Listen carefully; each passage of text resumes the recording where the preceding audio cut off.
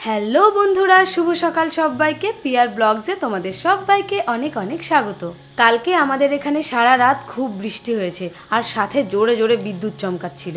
আর এই যে সকালবেলায় সব টবগুলো জলে ভরে গেছিলো, অলরেডি ফেলে দেওয়া হয়েছে জলগুলো, কিন্তু রেগুলার যেভাবে বৃষ্টি হচ্ছে এই জন্য কিন্তু এই টবগুলোতে দেখো কীরকম শ্যাওলাও পড়ে গেছে। আর এই যে দেখো আমাদের উঠোনের অবস্থা, যেদিক দিয়ে আমরা হাঁটাচলা করি সেই পুরো রাস্তা সহ দেখো কীরকম শ্যাওলা জমে গেছে। এই গরমকালে মাঝে মাঝে বৃষ্টি হলে কিন্তু রাত্রে ঘুমটা বেশ ভালো হয়। আর কদিন ধরে যা গরম পড়েছিল এর মধ্যে একটু বৃষ্টির দরকারও ছিল। আজকে সকালের ওয়েদারটা দারুণ লাগছে, ঠান্ডা ঠান্ডা লাগছে বেশ। আর এই যে উনি কাজে বসে গেছেন, আর কাজে বসেই সকালে আজকে ব্রেকফাস্টে আবদার লুচি আলুর তরকারি। লুচি আমার বেশি খেতে ভালো লাগে না, তাই ওর জন্যই একটু ময়দা নিয়ে লুচি বানাবো বলে ময়দাটা এখন মেখে নিচ্ছি। আর ওদিকে আলুও কাটাকুটি করে নিই, আলুর তরকারিটা আগে বসিয়ে দেবো, তারপরে লুচিগুলো বেলে ভেজে নেব।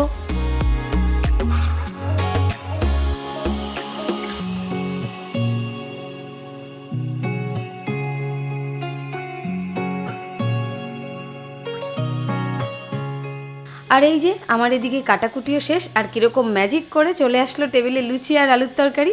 এনাকে ভালো মন্দ খাবার রান্না করে দিলে খুব খুশি।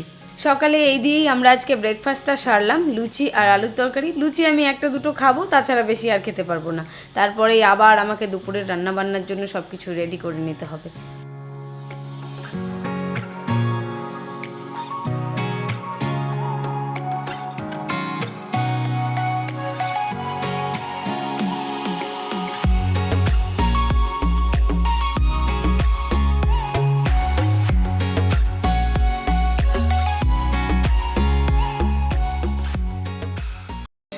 সকালে ব্রেকফাস্টের পর এখন দুপুরের রান্নাবান্নার পালা।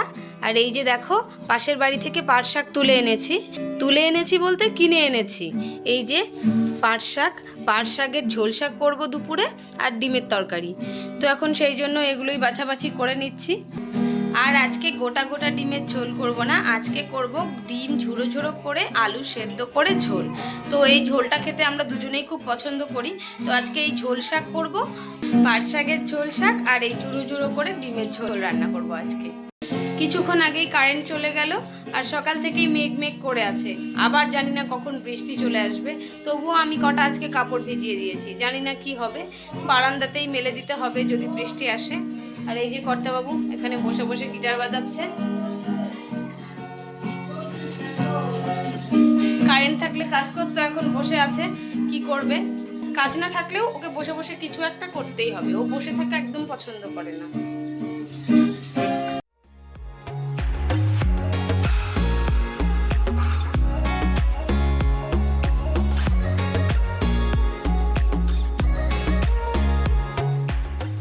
এই যে এনার স্নান হয়ে গেছে, আর ওকে এখন খেতে দেবো।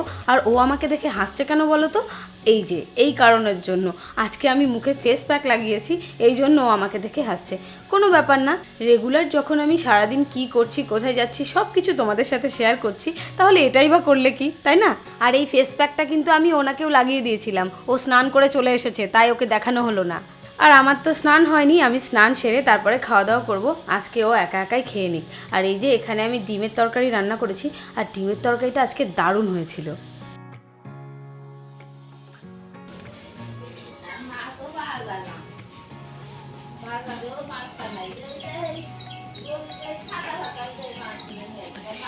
এই ঝোল শাক দিয়েই কিন্তু এক থালা ভাত পরিষ্কার হয়ে যাবে, তাই না?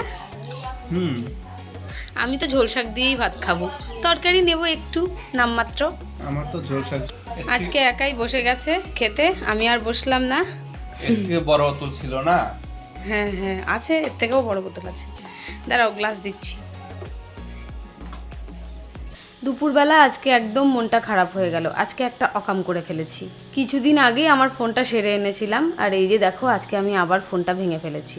টেবিলে ছিল, টেবিল মুছতে গিয়ে টেবিল থেকে ফোনটা পড়ে গেছে। আমিও এখানে ওখানে ফোন রেখে দিই, আমারই ভুল। কি আর করা যাবে, এখন যাই স্নান করে নিই। এতক্ষণ কান্না করছিলাম বসে বসে। গাছ লাগাইছে, ডাঁটার গাছ লাগাইছে, অনেক গাছ সব হয়েছে না? পুদিনা পাতার গাছের চারা নিয়ে আসলাম। তা আমরাও তো লাগাতে পারি সব। হ্যাঁ এটা লাগাবো তো, এটা থেকে এখন শেকড় বের করবো, জলে ডুবাই রাখবো, রাখে তারপরে গাছ লাগাবো। বাজার আনলো। বেসন আর মুগলা দেখায় কাঁচামরিচটা 20 টাকা সরকার দাম আছে। সন্ধেবেলা আজকে টিফিনে হচ্ছে আলুর চপ, আর আলুর চপ তৈরির জন্য এখানে বেসন গুলে নিচ্ছি, বেসনটাকে বেশ ভালোভাবে ফেটিয়ে রেখে দিচ্ছি। আর এদিকে আলুর তরকারিও আমার হয়ে গেছে, আর এখানে আলুর চপের জন্য শেপ দিয়ে নিচ্ছি তরকারিগুলো নিয়ে। সবগুলো আলুর তরকারি চপের আকারে গড়ে সোজা চলে যাব রান্নাঘরে।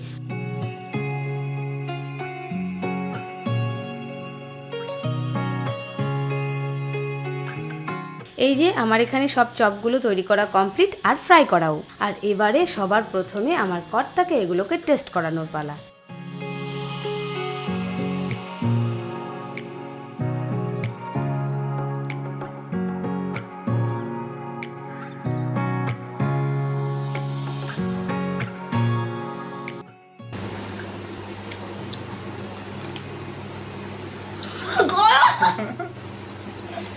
আলুর চপটা কেমন হয়েছে তাহলে কমপ্লিমেন্ট দাও কিছু।